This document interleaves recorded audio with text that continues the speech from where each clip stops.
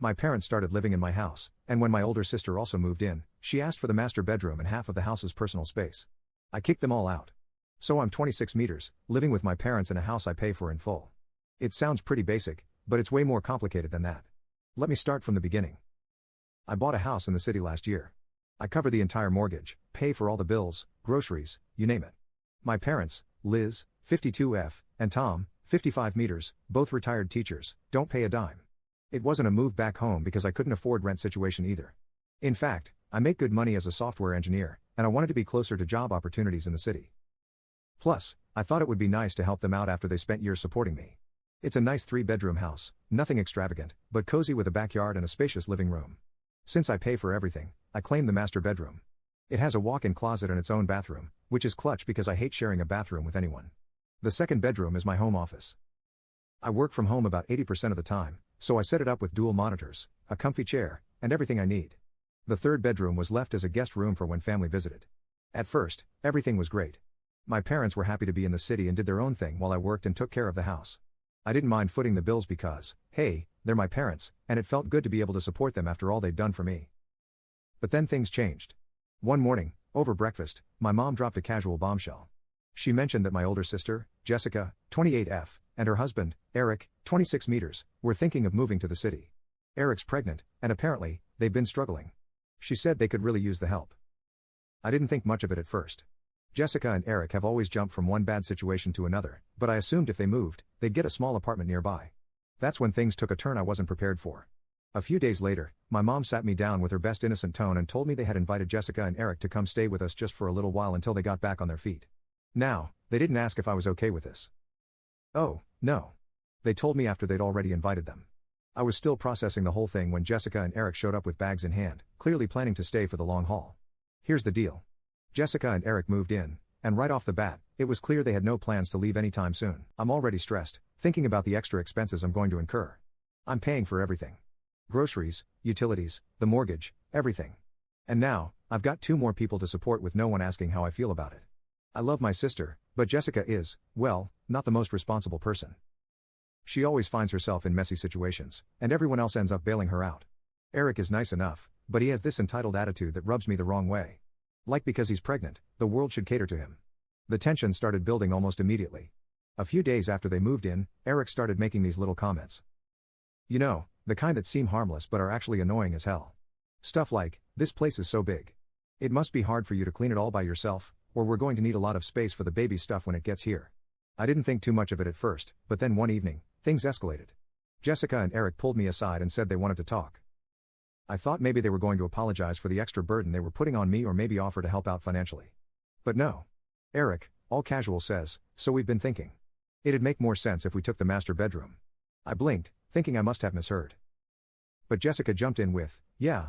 The baby's going to need a lot of stuff, and your room has the walk-in closet and private bathroom. Let me remind you, I pay the mortgage. I pay for everything. And these 2 were sitting here suggesting I give up my own room for them and their unborn child. The audacity hit me all at once. I managed to keep calm and said, why don't you just take the guest room? It's plenty big. Eric gave me a look like I just suggested something outrageous. That room doesn't have a walk-in closet, he said. The baby's going to need space. I was done. I'm not giving up my room. You can have the guest room or you can find somewhere else to stay. Jessica looked a little shocked. Like she couldn't believe I wasn't just caving in. But Eric? He was downright offended. That's when I knew this wasn't going to end well.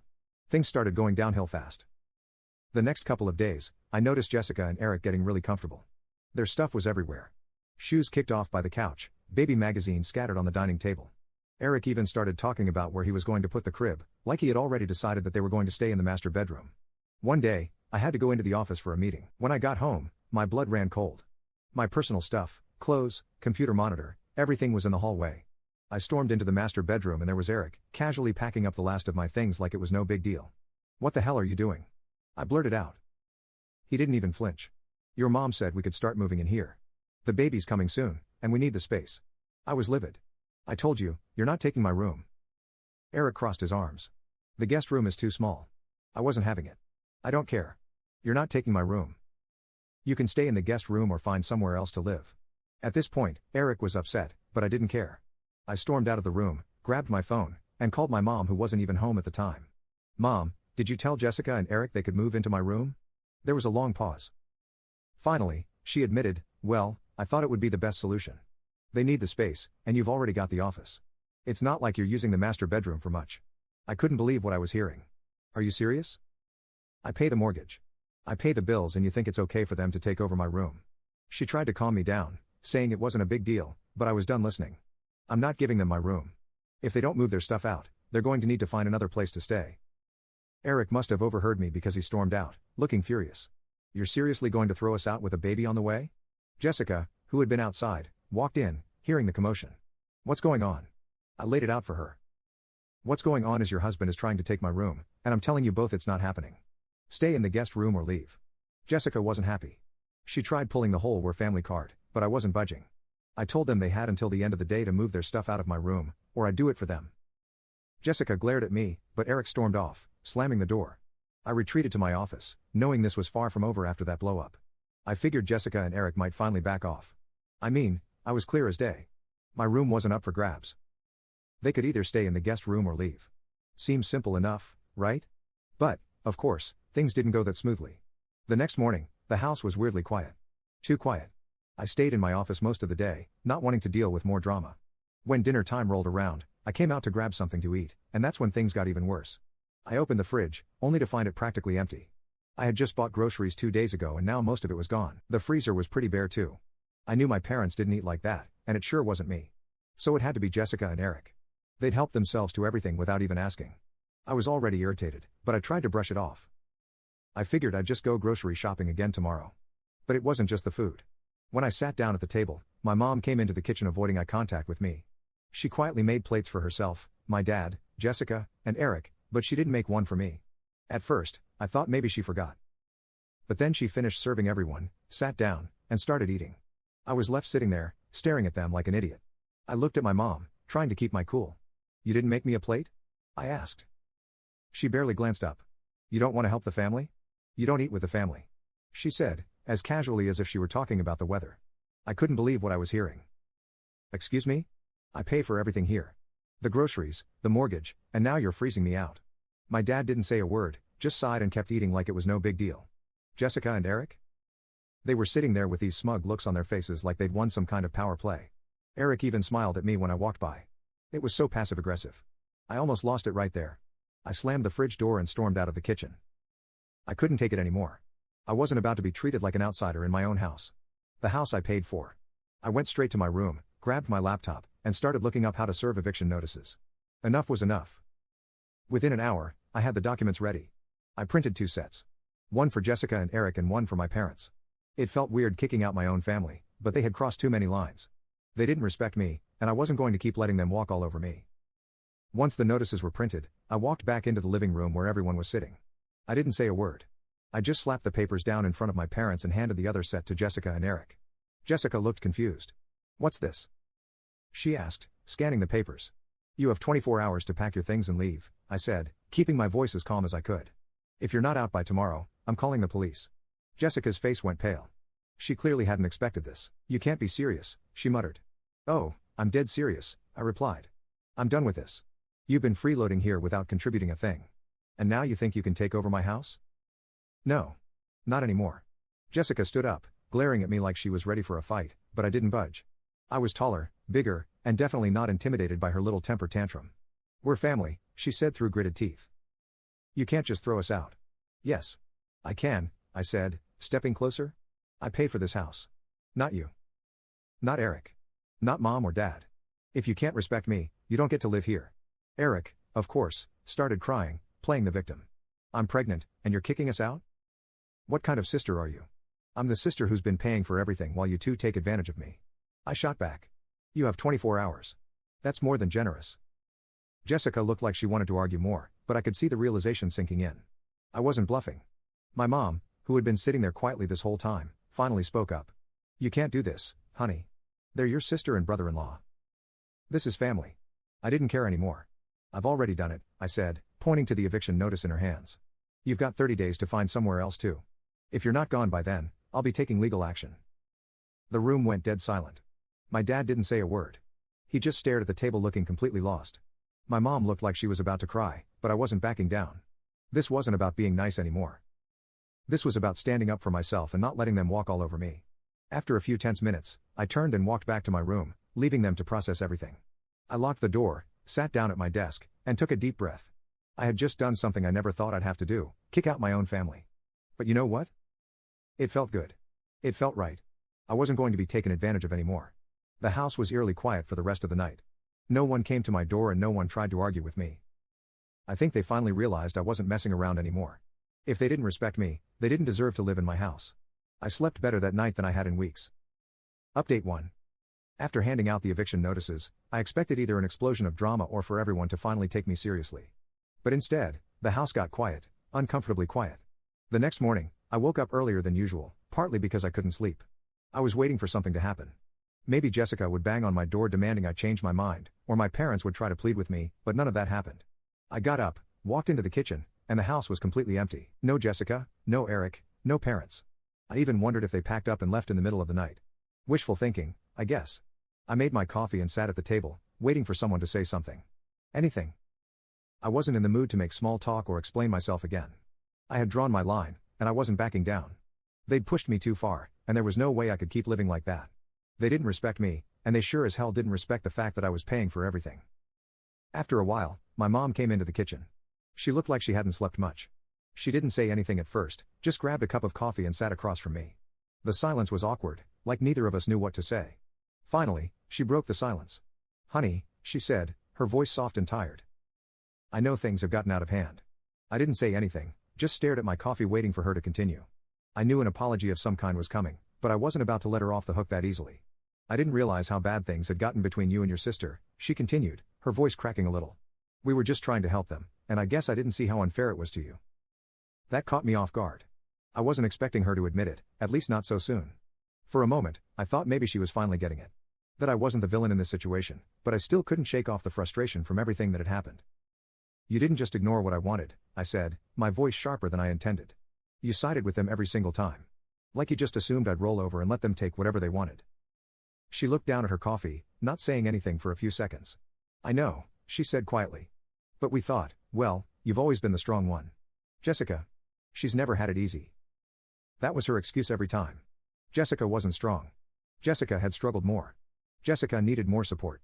It was like they didn't think I had any limits because I was the one who had my life together. "And you think I've had it easy?" I asked, my anger simmering just beneath the surface. "I'm the one who bought this house. I pay the mortgage. I pay for the groceries. I've been carrying all of you. And you think I can just keep doing that forever?" She sighed and nodded. "You're right. You've done a lot more than we could have asked for. But, Jessica, with the baby on the way," I cut her off. "This isn't about the baby. This is about respect, and you guys haven't shown me any." She sighed again, looking exhausted. "We thought we were doing the right thing," she finally said. "Jessica and Eric, they don't have much, and whose fault is that?" I shot back. "I didn't ask them to move in. I didn't ask for any of this. They need to figure out their own lives, and you can't keep bailing them out by throwing me under the bus." She nodded, finally seeming to understand, or at least trying to. "We'll figure something out," she said, her voice quieter now. "But please don't push us out. Not like this." I sat back, trying to calm down. I didn't want to kick them out. They were my parents. But at the same time, I couldn't keep living like this. Either things changed, or they'd have to go. "I don't want to push you out," I said as calmly as I could, "but things need to change. I can't keep living like this, being treated like I don't matter in my own house." She didn't argue, just nodded quietly. "Okay," she said. "We'll figure something out." After that, she left the kitchen and I was alone again with my thoughts. I wasn't sure if anything would really change, but at least it seemed like they were starting to take me seriously. Later that afternoon, Jessica finally showed up, looking like she'd been stewing in her anger all day. She didn't say hi or anything when she walked into the living room. She just plopped down across from me with that same pissed-off expression she'd had since I gave her the eviction notice. I didn't say anything either, just kept my eyes on my phone. "So, this is how it's going to be," she finally spat, bitterness dripping from her voice. "You're really going to kick us out?" I barely looked up. "I gave you 24 hours. If you're still here tomorrow, I'm calling the police." Jessica scoffed, shaking her head like I was the bad guy. "We're family. You don't do this to family." I put my phone down and leaned back in my chair. "Yeah. Well, family doesn't take advantage of each other either. You've been freeloading for weeks without contributing anything, and now you think you can just take over my house? I'm not your fallback plan, Jessica." She didn't have much to say after that. She sat there for a minute, clearly wanting to argue, but there wasn't anything left to say. I'd laid out my terms and she knew I wasn't bluffing. After a few more moments of tense silence, Jessica got up muttering under her breath and stormed off again. Typical Jessica. Always running when things didn't go her way. The rest of the day passed quietly, almost too quietly. I didn't know what Jessica and Eric were going to do, but I wasn't about to change my mind. I'd given them more than enough time to figure things out, and they had done nothing but mooch off me. The next 24 hours would decide everything. Update 2. The morning of their eviction deadline, I woke up early again. I knew today was the day. The day Jessica and Eric either packed up and left or forced me to take legal action. Strangely, I didn't feel angry anymore. I wasn't even anxious. I had accepted what needed to happen and now it was just about following through. I got up, went into the kitchen, and the house was still eerily quiet. It felt different, almost like the calm before a storm. I made myself some breakfast, though the fridge was still looking pretty bare after Jessica and Eric's last grocery raid. I managed to scrounge up enough for a decent meal, and while I sat there eating, I couldn't help but think about how fast everything had spiraled out of control. Just a few months ago, everything was fine. My parents and I had a good thing going. I was working, paying the bills, and life was good. Then Jessica and Eric showed up, and everything went to hell. It's crazy how quickly things can change when people start feeling entitled to things they didn't earn.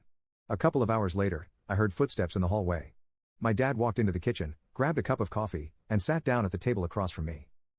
He didn't say anything at first, just sipped his coffee and stared out the window. I wasn't sure if he was mad at me or if he just didn't know what to say. Finally, he broke the silence. "Jessica and Eric are leaving today," he said quietly. I didn't respond right away. Part of me felt bad, but the bigger part of me knew this was the right thing to do. I couldn't keep letting them take advantage of me. And if that meant they had to leave, so be it. "They don't have anywhere to go," my dad added, his voice low. "They're going to stay at a motel for a while until they figure things out." I stopped mid-bite and looked at him. Part of me did feel a little guilty, but I quickly pushed that feeling away. I'd given them time, plenty of time to get their act together, and they hadn't done a thing to help themselves. "I gave them a chance," I said, keeping my voice steady. "They left me no choice." My dad didn't argue. He didn't try to guilt-trip me like I thought he would. He just nodded, taking another sip of his coffee. I think he finally understood that I wasn't going to back down this time. After all that had happened, there was no way we could go back to how things were. Around noon, Jessica and Eric started packing their things. I stayed in my room for most of it, not wanting to get into another argument or hear more passive-aggressive comments. But after a while, I could hear Jessica's voice getting louder from down the hall. So I knew something was about to go down. Sure enough, Jessica knocked on my door. I opened it, and there she was, standing there with the same pissed-off look she'd had since this whole thing started. "You're really going to let this happen?" she asked, her voice sharp. "You're just going to kick us out like this?" I crossed my arms and leaned against the doorframe. "I gave you 24 hours. You know what needed to happen." Jessica clenched her jaw, clearly trying to keep her temper in check. "We're family. You don't do this to family." I took a deep breath, trying to stay calm. "Family doesn't take advantage of each other. I'm not kicking you out for no reason. You've been freeloading here for weeks without contributing anything. I've been paying the mortgage, the groceries, everything. And instead of being grateful, you try to take my room and push me out of my own house. I'm not going to let that happen." Jessica didn't say anything for a few seconds. I could tell she was mad, but there was nothing left for her to argue. She knew I was right even if she didn't want to admit it. "So that's it," she finally muttered, her voice low. "You're just throwing us out." "I'm giving you the same option I gave you yesterday," I replied. "You can find somewhere else to live, or you can stay in the guest room and respect my space. But if you can't do that, then yeah, you're leaving." Jessica stared at me for a moment longer before turning and walking away without another word. I closed the door and let out a long breath. This whole situation had been exhausting, but I knew it had to be done. By mid-afternoon, Jessica and Eric were gone. I didn't see them leave, and honestly, I didn't want to. There was no need for some emotional goodbye. They packed up their stuff, loaded it into their car, and drove off without saying a word to me. The house felt different after they left, quieter, less tense. My parents didn't say much to me for the rest of the day. I think they were still processing everything that had happened. My mom looked upset, but she didn't say anything about it. Maybe she finally realized that I wasn't the one who caused all this. Jessica and Eric had pushed me too far, and this was the result. That evening, my mom knocked on my door. She came in, sat down on the edge of my bed, and stared at the floor for a while. I could tell she was trying to find the right words. "They're gone," she said softly. I nodded, not saying anything. "I never thought it would get to this point," she admitted. "I didn't realize how much pressure we were putting on you." I looked at her, feeling a little bit of the frustration lift. "It's not that I didn't want to help," I said, trying to explain my side. "But you guys treated me like I didn't matter. Like my needs and my space weren't important." She sighed, nodding. "You're right. We should have seen it sooner." We sat in silence for a few minutes. Neither of us really knew what to say next. I could tell she was upset, but at least now she seemed to understand where I was coming from. "I don't want you and Dad to leave," I said after a while, breaking the silence. "But if things don't change, I can't live like this. She nodded again, standing up slowly. We'll figure it out, she promised. Things will be different. I swear. As she left the room, I felt a strange mix of relief and exhaustion. The situation with Jessica and Eric was finally over, but there was still work to be done with my parents. I knew it wasn't going to be easy, but at least now it felt like they were willing to listen. For the first time in weeks, I felt like I could finally breathe again. The house was quiet, and the tension that had been suffocating me was gone. It wasn't a perfect solution, but at least now I had my space back. And most importantly, I had my respect. After Jessica and Eric left, the house settled into an eerie calm. It felt like I could finally breathe again, but the whole situation still lingered in the back of my mind. I had won the battle for my room and my respect, but it left me wondering if things would ever really go back to normal with my parents. I had drawn a hard line and there was no going back. Still, I hoped that we could find a way to move forward without all the tension. The days that followed were quiet, almost too quiet. My parents kept mostly to themselves. My mom would occasionally say something polite, but we didn't talk about what had happened. My dad, always the more reserved one, seemed to avoid any potential for confrontation altogether. I wasn't sure if this was their way of giving me space or if they were still processing everything that had happened. Either way, I didn't mind the silence. I spent most of my time in my home office, throwing myself into work to avoid thinking about everything. The office was my sanctuary now, my escape from all the drama that had unfolded over the past few weeks. But every once in a while, I'd catch myself thinking about how things had gone down. I couldn't help but feel a little bad for how it had all exploded, but at the same time, I knew I had done the right thing. I had been taken for granted for too long and something had to give. About a week after Jessica and Eric left, my mom came into my office while I was working. I could tell from the way she hovered at the door that she had something on her mind. Do you have a minute? She asked, her voice unusually soft. I nodded, saving my work and turning to face her. What's up? She stepped into the room, wringing her hands nervously. I've been thinking about everything, about Jessica, Eric, and how we've treated you. I stayed quiet, letting her speak. It seemed like she needed to get something off her chest. I just wanted to say, we didn't mean to make you feel like you didn't matter, she said, her voice cracking slightly. We thought we were helping Jessica, but I see now that we were putting too much on you. You've done so much for us. More than we ever could have asked for, and we took advantage of that. I'm sorry. The apology caught me off guard. I had expected some kind of acknowledgement eventually, but hearing her say it so directly hit harder than I anticipated. I could see the sincerity in her eyes, and for the first time in a long time, I felt like she truly understood what I had been feeling. I appreciate that, Mom, I said, trying to keep my voice steady. But it wasn't just about the money or the house. It was about respect. I felt like you guys didn't respect me or what I was doing to keep things running. I didn't mind helping, but I couldn't keep living like that. She nodded, wiping a tear from the corner of her eye. You're right. We should have respected your boundaries. It won't happen again. I wasn't one for drawn-out emotional conversations, but this one felt necessary. It was like a weight had been lifted, and I could finally see a path forward that didn't involve constant tension and resentment. My mom gave me a small, apologetic smile before heading back to the kitchen. I sat there for a few minutes, processing the conversation. It wasn't a full resolution, but it was a step in the right direction. The real turning point came a couple of weeks later. By then, the house had settled into a new routine. My parents were more respectful of my space, and the awkward tension that had filled every room since Jessica and Eric's departure had slowly dissipated. I could finally feel the house becoming a home again instead of the war zone it had been for the last few months. One evening, I came home from a meeting at the office to find my dad sitting at the kitchen table looking unusually serious. Normally, my dad wasn't one for heavy talks. He left most of that to my mom, but something about the way he was sitting, staring into his cup of coffee told me he had something important to say. Hey, I said, trying to keep things casual as I grabbed a drink from the fridge. Everything okay? He looked up, his expression thoughtful. I've been meaning to talk to you. I sat down across from him, curious but not too worried. About what? He took a deep breath, leaning forward with his hands clasped in front of him. About the house and everything you've been doing to keep this place going. I stayed quiet, sensing that he needed to get this off his chest. I know I haven't said much, he began, his voice low. But I've been thinking about it a lot. You've done more for this family than any of us ever expected, and I want you to know that I appreciate it. I was taken aback. My dad wasn't the type to open up like this. So hearing him say those words felt significant. You didn't ask for any of this, he continued. And you've carried more than your fair share. I just want you to know that I see it. And I'm sorry for how things went down with Jessica and Eric. I could tell he had been holding on to this for a while, and hearing him acknowledge everything I'd been through hit differently than when my mom had apologized. It wasn't that one meant more than the other, but my dad's quiet nature made his words feel more profound somehow. Thanks, Dad, I said. Not sure what else to say. That means a lot. He nodded, taking another sip of his coffee. I just want things to be better for all of us. It wasn't a long conversation, but it was enough. I could see that he meant it. And in that moment, I felt like things were finally starting to change for the better. In the weeks that followed, things continued to improve. My parents and I found a new rhythm. One that didn't involve me feeling like I was carrying the weight of the household alone. They started pitching in more, helping with groceries, cleaning, and just generally respecting my space. It wasn't perfect, but it was a huge improvement from where we had been. And as for Jessica and Eric? Well, I didn't hear much from them after they left. My mom mentioned that they were staying in a motel for a while and that they were trying to find a place of their own. I didn't pry. I had made my boundaries clear, and as much as I loved my sister, I needed her to learn how to stand on her own 2 feet. If that meant keeping my distance for a while, so be it. One afternoon, about a month after the whole ordeal, I got a text from Jessica. It was short and to the point. Not exactly her usual style, but it seemed sincere. "Hey, I know things got messed up. I just wanted to say I'm sorry for how everything went down. We're figuring stuff out and I hope we can talk soon." I stared at the message for a while, not sure how to respond.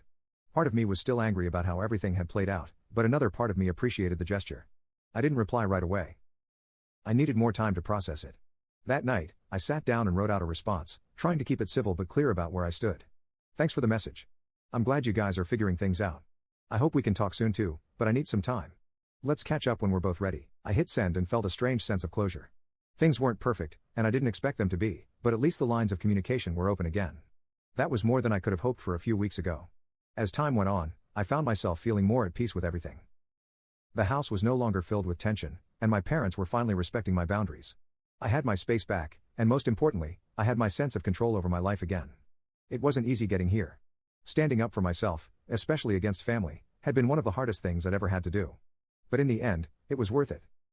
I had learned a valuable lesson. Respect isn't something you can demand. It's something you have to earn, even within your own family. And I had earned mine. Looking back, I'm glad I didn't back down. It would have been easy to just give in, to let Jessica and Eric take over my room, to let my parents keep running the house like I was just another guest. But that wasn't the life I wanted. I wanted my own space, my own sense of dignity. And now, I finally had it. Maybe one day, things with Jessica and Eric will be different. Maybe we'll be close again like we used to be before all this drama. But for now, I'm just focused on living my life the way I need to. And for the first time in a long time, that feels like enough. Like enough.